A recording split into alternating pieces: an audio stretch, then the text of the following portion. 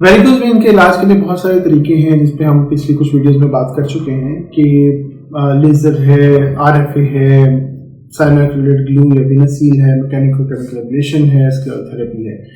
तो कौन सा तरीका किस मरीज में इस्तेमाल किया जाए, ये फैसला कैसे किया जाता है। एक वैस्कुलर सर्जन किन किन फैक्टर्स को मद्देनजर रख के फैसला करता है, इस पे मैं तफसील से बात करूंगा। आइए देखते हैं। वेरिकोज वेन्स का इलाज करने के लिए हमारे पास बहुत सारे मिनिमली इन्वेसिव मेथड्स हैं। हम टॉप ऑफ द लाइन जो फर्स्ट लाइन ट्रीटमेंट्स हैं उसके अंदर आपके सबसे पहले एंडोवेनस थर्मल एब्लेशन आती है, जिसमें एंडोवेनस लेजर एब्लेशन और रेडियो फ्रीक्वेंसी एब्लेशन या EVLA और उर्फे आम में लेजर और RFA होते हैं। इसके बाद साइनोएक्रिलेट ग्लू है, फिर मैकेनिको केमिकल एब्लेशन है, फोम स्क्लेरोथेरेपी है। ये सारे मेथड्स इस्तेमाल किए जाते हैं। ये भी अभी थोड़ी सी ट्रेडिशनल थिंकिंग हो चुकी है। ये सारे मेथड्स, अब कुछ चीज़ें चेंज हो रही हैं और बड़ी रैपिडली चेंज हो रही हैं। इस वीडियो के एंड पे मैं उस पर भी बात करूंगा। अब एक वैस्कुलर सर्जन कैसे फैसला करता है कि किस मरीज में कौन सा तरीका इस्तेमाल करना चाहिए। इसमें कुछ फैक्टर्स हैं जिनके बारे में बात करना जरूरी है। सबसे पहली बात है जंक्शनल रिफ्लक्स। अगर जंक्शनल रिफ्लक्स से क्या मुराद है कि जहाँ पे आपकी सुपरफिशियल वेन डीप वेन के साथ मिल रही है, वहाँ पे ये जंक्शन है, वहाँ पे वाल्व लगा हुआ है। वो वाल्व ये अश्योर करता है कि ब्लड वापस बैक नहीं आएगा। तो क्या ये वाल्व ठीक है या नहीं है? अगर ये वाल्व ठीक नहीं है तो रिफ्लक्स होगा, मीनिंग ब्लड वापस आएगा। जब ये होना शुरू हो जाए तो इसका मतलब है कि जो ये वाली वेन है, जो मेन वेन है, जिसको हम ट्रंकल वेन कहते हैं, इसको बंद करने की जरूरत है। ये सारे फैसले अल्ट्रासाउंड की बेस के ऊपर होने हैं। अगर ये अल्ट्रासाउंड के ऊपर चीज़ आ जाती है तो अब आपको आपका सर्जन बताएगा कि जी आपको ये मसला है, आपको लेजर, RFA, साइनोएक्रिलेट ग्लू या मैकेनिको केमिकल एब्लेशन, इनमें से किसी एक की जरूरत है कि इस चीज़ का इलाज किया जाए। अगर ये वाल्व ठीक है, रिफ्लक्स नहीं हो रहा, तो फिर हमारे पास ऑप्शन सिर्फ रह जाती है फोम स्क्लेरोथेरेपी की। आजकल के करंट जो है सिस्टम में सिर्फ फोम स्क्लेरोथेरेपी की ऑप्शन रह जाती है कि फोम स्क्लेरोथेरेपी के जरिए जो परफोरेटर्स हैं, ये छोटी वेन्स हैं जिनमें रिफ्लक्स है, उनको बंद कर दिया जाए। तो फोम स्क्लेरोथेरेपी इसका मतलब है वो वेन्स जो कि एक सर्टेन साइज, जो कि अराउंड 6 मिलीमीटर होता है, इससे कम डायमीटर की हैं और सिर्फ ये वेन्स मौजूद हैं और ऊपर जंक्शनल इनकम्पिटेंस, जंक्शनल रिफ्लक्स नहीं है, तो उनके अंदर हम फोम स्क्लेरोथेरेपी इस्तेमाल करते हैं। तो हम इस बात को तो साइड पे करते हैं कि फोम स्क्लेरोथेरेपी किस में। अब अगली बात आते हैं मैकेनिको केमिकल एब्लेशन, साइनोएक्रिलेट ग्लू और जो लेजर और RFA उन पे। तो इनमें जो चीज़ें मैटर करती हैं वो क्या है? वो है जी सबसे टॉप मोस्ट कि जी वेन की स्किन से डेप्थ कितनी है।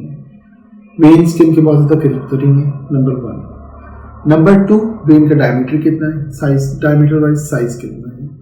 नंबर 3 ये कि वेन की कन्फिग्रेशन कैसी है। कन्फिग्रेशन से क्या मुराद है कि वेन बिल्कुल क्या सीधी ऊपर जा रही है या जो जिगजैग करती हुई है, उसमें ट्विस्ट एंड टर्न्स है। वेन किस तरह की है। सबसे पहले हम बात करते हैं डेप्थ के ऊपर। अगर स्किन से डेप्थ कम है तो जो आपके ट्रेडिशनल लेजर और RFA वो नहीं इस्तेमाल किए जा सकते, या उनको बहुत ही कोई एक्सपीरियंस्ड ऑपरेटर इस्तेमाल करे, सर्जन इस्तेमाल करे, तो वो रिजल्ट से आ सकते हैं। नहीं तो स्किन के बर्न होने का, जलने का खतरा हो सकता है। अब कितनी डेप्थ? एक एक्सपीरियंस सर्जन के लिए ये डेप्थ 2.5 मिलीमीटर्स तक है। अगर 2.5 मिलीमीटर तक का भी डिस्टेंस आ जाता है स्किन और वेन के बीच में, तो एक एक्सपीरियंस्ड वैस्कुलर सर्जन उसमें RFA या लेजर के साथ ट्रीटमेंट कर सकता है। लेकिन जो रिकमेंडेशन है जो इंटरनेशनली दी जाती है, जो सारे सर्जन्स के एक्सपीरियंस को मद्देनजर रख के बनाई जाती है, तो उसमें वो कहते हैं जी कि एटलीस्ट 1 सेंटीमीटर के 10 मिलीमीटर का फासला होना चाहिए। दूसरी चीज जो आ जाती है वो है डायमीटर। तो कोई भी ऐसी वेन जिसमें रिफ्लक्स है, जंक्शनल रिफ्लक्स मौजूद है और वो 6 मिलीमीटर से ज्यादा है, तो उसमें आपकी तीनों मेथड्स यूज किए जा सकते हैं। दूसरा जो तीसरी जो चीज है वो क्या है कि उसकी कन्फिगरेशन कैसी है। अगर बहुत ट्विस्टिंग और टर्निंग किस्म की कन्फिगरेशन है तो उसके अंदर फिर रिकमेंडेड नहीं है कि आप लेजर या साइनोएक्रिलेट ग्लू या मैकेनिको केमिकल एब्लेशन इस्तेमाल करें। और वो क्यों रिकमेंडेड नहीं है? इसलिए कि ये जो हम डिवाइसेस यूज करते हैं वो बड़ी स्टिफ डिवाइसेस होती हैं, उनमें ये कैपेबिलिटी नहीं होती कि वो इतने सडन टर्न्स ले सकें। तो ये प्रोसीजर उन्हें करना बहुत ज़्यादा इफेक्टिव नहीं होता। ये सारी बातें हैं ट्रेडिशनल व्यू की। अब करंटली कुछ ऐसे लेजर में ऐसी चीज़ें डेवलप हो चुकी हुई हैं, ऐसी टेक्नोलॉजी डेवलप हो चुकी हुई है और ऐसे मेथड्स डेवलप हो चुके हुए हैं कि ये सारी बातें ख़त्म हो जाती हैं। जैसा मैं अगर अपनी एग्जांपल लेता हूँ, मेरी करंट प्रैक्टिस में मैं 1 mm के ऊपर भी, अगर डेप्थ 1 mm है, मैं उसके ऊपर भी बड़ा सेफली लेजर कर सकता हूँ।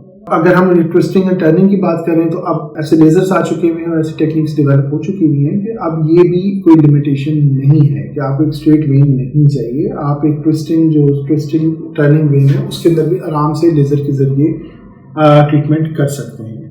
और लास्ट चीज थी डायमीटर। तो अब अगर जो डायमीटर में अपर कैप है लेजर्स में तो 2 से 2.5 सेंटीमीटर की रखी जाती है, लेकिन जैसा आप यहाँ पे देखेंगे कि ये एक पेशेंट है, इनके पाँव के ऊपर ये 3 सेंटीमीटर की वैरिकोज वेन थी जो मैंने ट्रीट की विद लेजर।